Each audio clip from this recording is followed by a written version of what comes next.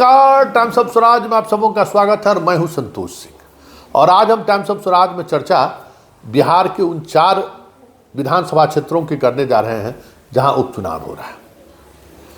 चारों में आप कह सकते हैं कि एक उस उपचुनाव का एक जो फैक्टर सामने आ रहा है कि जनसुराज जो पहली बार चुनाव लड़ रहे हैं, चारों सीटों पर कह सकते हैं कि अपना उम्मीदवार उन्होंने खड़ा किया है। बेलागंज में वो फाइट करते हुए दिख रहे हैं और बेलागंज में स्वाभाविक तौर पर पूर्व के वो प्रत्याशी रहे हैं, जदयू से चुनाव लड़ चुके हैं, तो उनको चुनाव लड़ने का उनके पास कौशल भी है, फिर चुनाव लड़ने को लेकर उनके पास संसाधन भी है। तीनों उम्मीदवार की बात करें तो अनुभवी भी हैं, इसलिए वहाँ पे टक्कर होता हुआ दिख रहा है। बाकी 3 जगह हमें लगता है कि अगर बहुत बेहतर वो लोग किए, अगर बहुत बेहतर किए तो एनडीए को नुकसान होगा, राजद को फायदा होगा, ये साफ दिख रहा है। वैसे 4 में 3 आरजेडीए का है।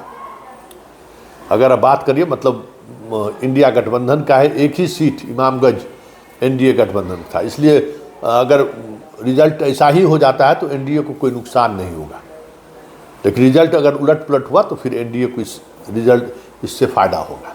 लेकिन बड़ी बात यह है कि बेलागंज कंस्टिट्यूंसी को लेकर अशोक चौधरी कुछ ज़्यादा ही सक्रिय हैं। देखा जाए तो वो लगातार कैंप कर रहे हैं और लगातार अपने तरीके से राजनीति भी कर रहे हैं, जबकि बेलागंज में उनकी अपने दलित बिरादरी का वोट नहीं के बराबर है, मतलब है ही नहीं। आरजेडी के साथ जो स्थिति है कि इनका रिश्ता सुरेंद्र यादव से कैसा है, किसी से छुपा हुआ नहीं है। उस रिश्ता को लेकर भी लोग दूसरे नज़रिया से इनको देखते हैं। और सर्वजीत के घर पर तो ये पकड़े ही गए, चुनाव प्रचार में गए हैं मनोरमा देवी के और सर्वजीत के घर पहुंच गए, उसको लेकर बड़ा बबेला हुआ। खैर, राजनीति में अच्छी बात है, वोट मांगने के लिए अपने प्रतिद्वंदी के पार्टियों के भी लोग घर जाते हैं, लेकिन अशोक चौधरी का इस तरीके से घर जाना चर्चा तो रहा ही, जमकर चर्चा हुआ।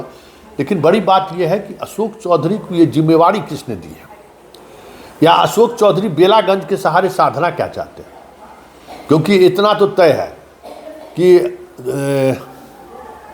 जनसुराज पार्टी के मुस्लिम उम्मीदवार के होने से मनोरमा देवी के जीतने की उम्मीद जगी है।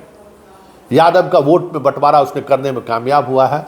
हाँ, भूमियार को लेकर थोड़ी स्थिति कह सकते हैं कि गडमगड वाली है, मतलब फॉरवर्ड को लेकर थोड़ी स्थिति गडमगड वाली है।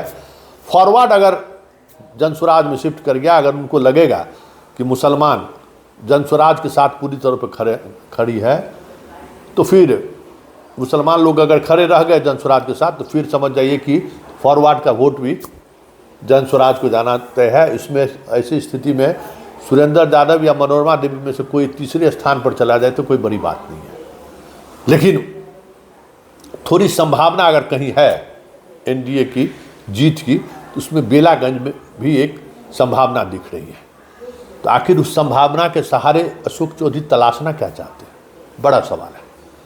पासवान वोटर तो पहले से वहाँ एनडीए के साथ हैं ही, मतलब चिराग हैं तो पासवान वोटर स्वाभाविक तौर पर एनडीए के साथ होना चाहिए। दलित को तो वो साध रहे हैं नहीं, दलित का वोटर है नहीं, मुसलमानों के साधने की स्थिति में है नहीं, तो फिर आखिर रोज़ाना वहाँ कैंप करके कर क्या रहे हैं। क्या वो ये दिखाना चाहते हैं कि नंबर 2 मैं हूँ, या फिर ये दिखाना चाहते हैं कि जिस सियासत की वजह से जहानाबाद में भूमियार आक्रामक हुआ, उस सियासत के सहारे कहीं किसी को मदद करने तो नहीं पहुँच गए। कई तरीके का सवाल है, क्योंकि सुरेंद्र यादव से इनका बेहतर रिश्ता है, हर कोई जानता है। और मुसलमान जनसुराज के साथ मजबूती के साथ अभी तक खड़ा है, और अगर मुसलमान खड़ा रह गया तो फिर लड़ाई बहुत मुश्किल हो जाएगी सुरेंद्र यादव के लिए। तो ये भी तय है। तो इसमें 2 हाथ लाभ, कंगन वाली भी बात है। अशोक चौधरी को इसका लाभ भी मिल सकता है, और अशोक चौधरी कहीं न कहीं इसी मिजाज को लेकर वो वहाँ कैंप भी कर रहे हैं। लेकिन अगर वहाँ से जदयू जीत जाए तो आखिर अशोक चौधरी संदेश क्या देना चाहते हैं, क्योंकि अशोक चौधरी खुद वहाँ कैंप नहीं कर रहे हैं। तमाम जदयू खेमे के जो उनके नेता हैं उनको फ़ोन कर कर के, या जो नहीं भी हैं उनको बुला बुला के वहाँ सब व्यवस्था, मतलब पूरी व्यवस्था अशोक चौधरी की है। तो आखिर उस व्यवस्था के सहारे साधना क्या चाहते हैं? यादवों में भी अपनी एक अलग पैठ बनाने की कोशिश लगे हुए हैं, मनोरमा देवी जैसा एक मजबूत लोग उनके साथ जुड़ जाए, लेकिन उसका एक क्रॉस फायर भी है कि अशोक चौधरी की सक्रियता की वजह से जदयू के बाकी लोग जो हैं थोड़ा निष्क्रिय होते हुए दिख रहे हैं। ये भी एक सवाल है। तो आखिर ये कब तक चलेगा, ये भी एक बात है, क्योंकि जो चीज़ें सामने आ रही हैं वो यही दिखा रहा है कि अशोक चौधरी अब नीतीश के पैरेलल जदयू के अंदर एक अपनी लकीर खींचने की तैयारी बड़े मनोयोग से शुरू कर दी है। अब देखना ये होगा कि अशोक चौधरी के इस, कह सकते हैं कि टैक्टिक्स का कितना उनको लाभ मिलेगा आगे आने वाले समय में। लेकिन इतना तय है कि अब अशोक चौधरी जदयू में नंबर 2 के नेता बनने के लिए बेचैन तो हैं, तड़प रहे हैं। उनकी बेचैनी दिख रहा है कि भाई नंबर 2 हम कैसे बनाएं।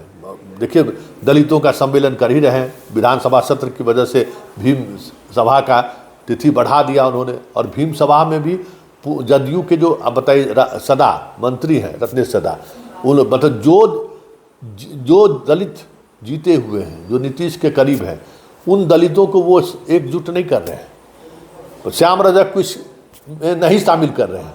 ऐसे ऐसे लोगों को शामिल कर रहे हैं जो सीधे तौर पर जदयू से कभी जुड़े हुए थे या किसी दूसरी पार्टी से उनका जुड़ाव है। मतलब आप देख लीजिए किस तरीके की राजनीति वो कर रहे हैं। और राजनीति में पैसा आजकल बड़ी अहम हो गया है, तो उस पैसे का भी लाभ मिल रहा है। मंत्रालय में जो स्थिति है वो भी दिख रहा है, भाई मंत्री हैं तो सारी सुविधाएं उनके साथ हैं।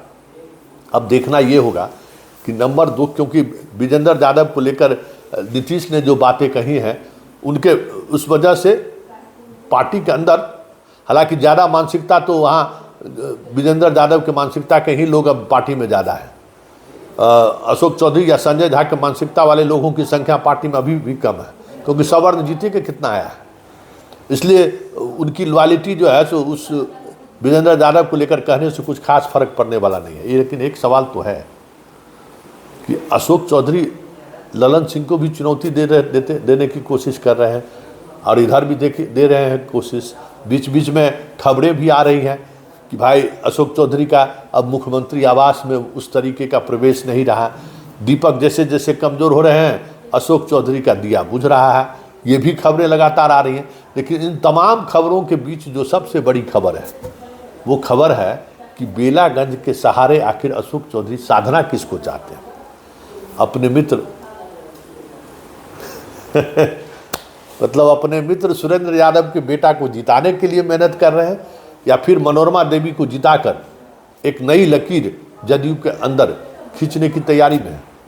परिणाम बताएगा कि परिणाम क्या होगा। लेकिन इतना तय है, अशोक चौधरी ने जिस तरीके की सियासत करनी शुरू की है, ऐसे में जदयू के अंदर आने वाले समय में और घमासान बढ़ जाए तो कोई बड़ी बात नहीं।